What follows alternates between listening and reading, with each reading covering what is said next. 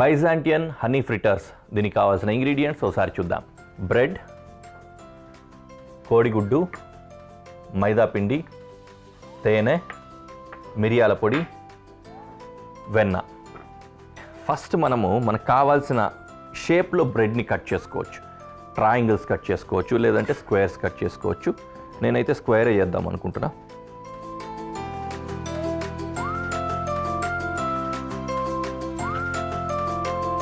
ఇలాగా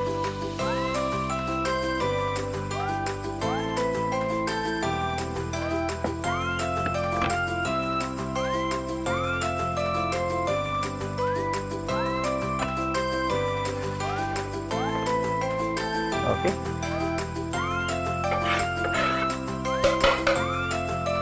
ఎగ్, కోడిగుడ్డు,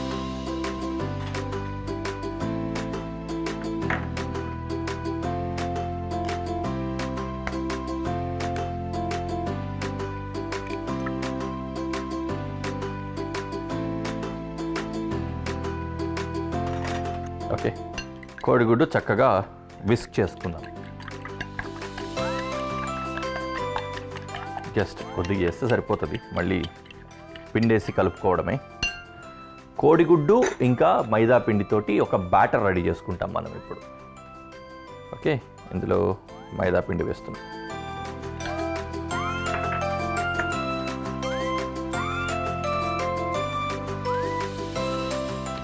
thick batter కాదు, పలచటి బ్యాటరే కావాలి.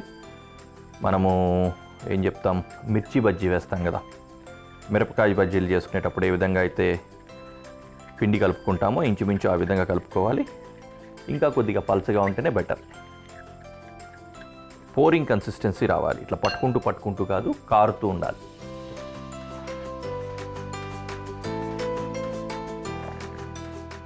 కొద్దిగా వాటర్ యాడ్ చేసుకున్నా. ఇందులో కాస్త సాల్ట్, కొద్దిగా మిరియాల పొడి వేసుకుంటున్నాం.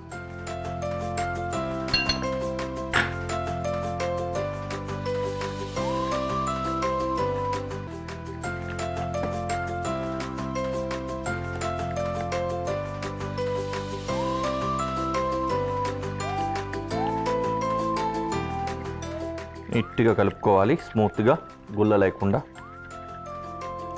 స్మూత్గా రావాలన్నట్టు. ఈ పాతకాలం వాళ్ళు కదా, అందుకే అనుకుంటా ఎక్కువ ఇంగ్రీడియంట్స్ ఏం లేకుండా చాలా సింపుల్ ఇంగ్రీడియంట్స్ తోటి తయారు చేసుకున్నారు. ఇది డెజర్ట్. భోజనం తర్వాత స్వీట్ ఏదైనా తినడానికి ఇష్టపడుతూ ఉంటారు కదా, స్వీట్స్ అంటే డెజర్ట్స్ అంటారు యూజువలీ. అలాంటి డెజర్ట్ అన్నమాట ఇది.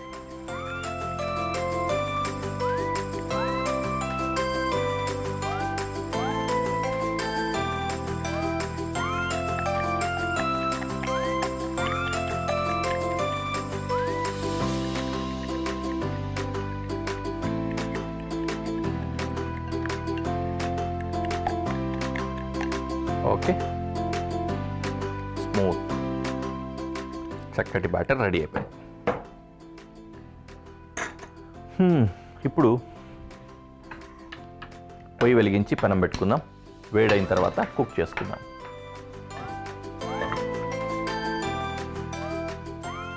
వెన్న వేసేస్తున్నా, కరిగిపోతుంది అలాగే.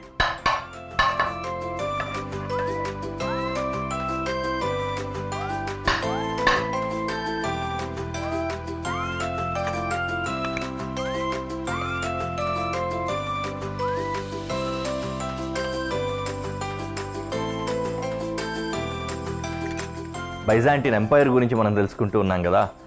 ఈ బైజాంటిన్ ఎంపైర్ గురించి తెలుసుకున్నప్పుడు వాళ్ళ ఫుడ్ కూడా చాలా వరకు ఈరోజు బాగా ఫేమస్ అయిన ఫుడ్స్ కూడా ఆద్యం వీళ్ళ దగ్గరవే. తర్వాత కొద్దిగా మాడిఫై అయి ఉంటాయి, ఇప్పుడున్న మోడర్న్ ఎరాకి సంబంధించినట్టుగా కొద్దిగా మార్పులు చేర్పులు వచ్చి ఉంటాయి, కానీ ఆది వీళ్ళే అనేది చెప్తూ ఉంటారు. ఉదాహరణకి బక్లావా కూడా ఈ బైజాంటిన్ ఎంపైర్ వాళ్ళే సృష్టించారు, లేకపోతే కనిపెట్టారు, అప్పటి నుంచి ఇది వస్తోంది అని కొంతమంది చెప్తూ ఉంటారు. నిజానికి ఈ బైజాంటిన్ ఎంపైర్ 390 ఆఫ్టర్ డెత్, అంటే ఏడి అంటాం కదా, ఆ విధంగా అన్నమాట. సో ఏడీలో 390, 395 ఆ ప్రాంతంలో ఫస్ట్ టైం ఈయన కాన్స్టాంటిన్ I అనే ఆయన ఈ ఎంపైర్ని స్టార్ట్ చేశారు. ఆ తర్వాత అది అలా అలా అలా ముందుకు వెళ్తూ ఉంది. నిజానికి వీళ్ళ మిగతా ఎంపైర్ అంతా కూడా రోమన్ సామ్రాజ్యానికి సంబంధించినవి అవంతా కూడా కొద్దిగా వేరే వాళ్లకు ఆక్రమితమైపోతూ వస్తూ అదంతా కూడా ఉండిపోయినా కూడా ఈ ప్రాంతాన్ని మాత్రం చాలా అద్భుతంగా వీళ్ళు పాలిస్తూ వచ్చారు. దాదాపు ఆ తర్వాత 1000 సంవత్సరాలు పాలించారు. అక్కడికి 1400 చిల్లర వరకు రూల్ చేసిన తర్వాత వీళ్ళ సామ్రాజ్యం అంతమైపోయిందనమాట. వీళ్ళ సామ్రాజ్యం అంతమైంది. ఇంకొక ఆయన కాన్స్టాంటినోపుల్ తర్వాత ఒక అతను వచ్చాడు, ఆటోమన్ ఎంపైర్ అంటాం. ఆటోమన్ ఎంపైర్ వచ్చినప్పుడు వాళ్ళ చేతిలో వీళ్ళు ఓడిపోయి రాజ్యం పోయింది.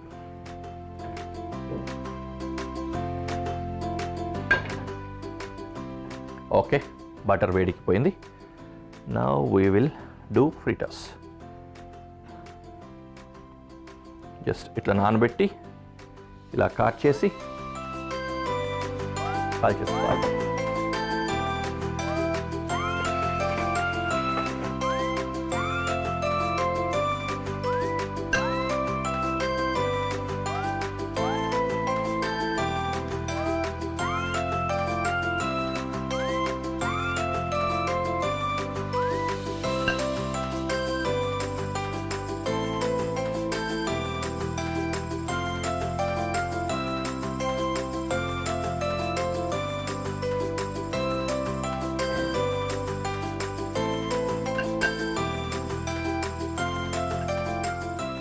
కొంచెం డెలికేట్గా హ్యాండిల్ చేయాలి. పల్చటి ముక్కలు కనుక ఉంటే బ్రెడ్ ఇది తడిచినప్పుడు విరిగిపోతాయి.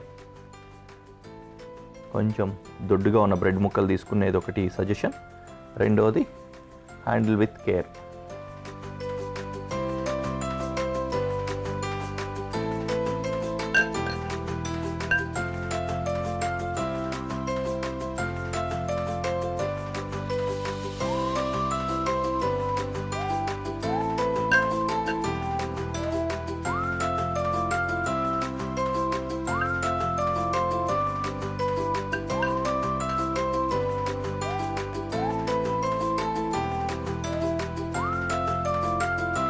ఓకే, స్లోగా అలా కుక్ అవ్వని కాసేపు.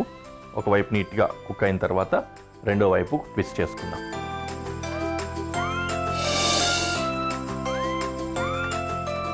ఓకే, గోల్డెన్ బ్రౌన్గా ఒకవైపు కాలిన తర్వాత రెండో వైపుకి ట్విస్ట్ చేసుకోవాలి.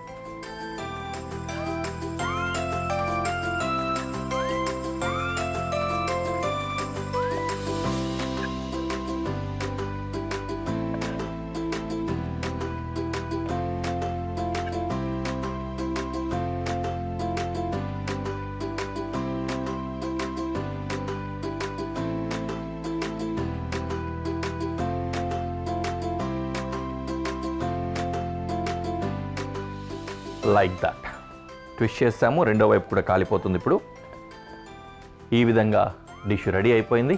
ప్రెజెంటేషన్లో పెట్టి మీకు చూపిస్తాను.